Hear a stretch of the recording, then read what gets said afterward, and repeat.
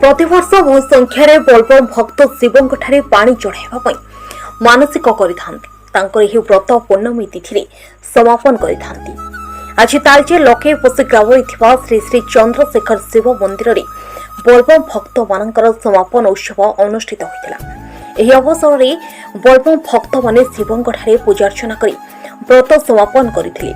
प्रतिवर्ष पूर्णिम बोलबम भक्त माने निजर मानसिक सारी तांकर व्रत एही मंदिर रे समापन करिथांती। ग्रामवासी तरफ बोलबम भक्त मानक पई प्रसाद सेवनर व्यवस्था करा जायतिला। ग्रामवासी और श्रद्धालु बहु संख्यार जोग दैथिले। प्रत्येक वर्ष श्रावण मास पूर्णिमा को आम बोलबमर उद्यापन दिवस रूप पालन करछु। प्राय 22 वर्ष होला ये प्रथा आमर चली आसी।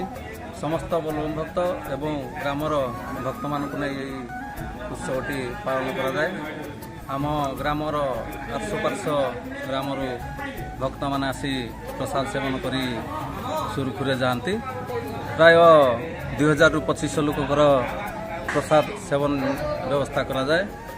आम बोलबम परिचालना कमिटीर समस्त सदस्य को नहीं उत्सवटी सुरखुरे वर्ष संपूर्ण कर ग्राम आज को 22 वर्ष है भक्त मान लक्ष्मी कोशी ग्राम समस्त युवपीढ़ी एवं भक्त बोलबम भक्त वृंद को नहीं प्रत्येक श्रावण मासर 1 मास व्रत पालन करा जाए।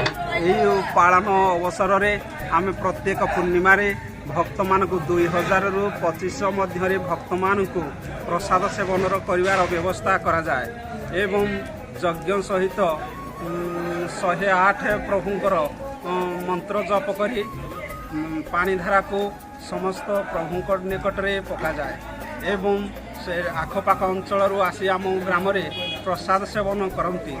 यह हूँ लखेपोशीर मुख्य पर्व अटे। Talcher लखेपोशीर Sukanta Kumar Das report Kalinga media.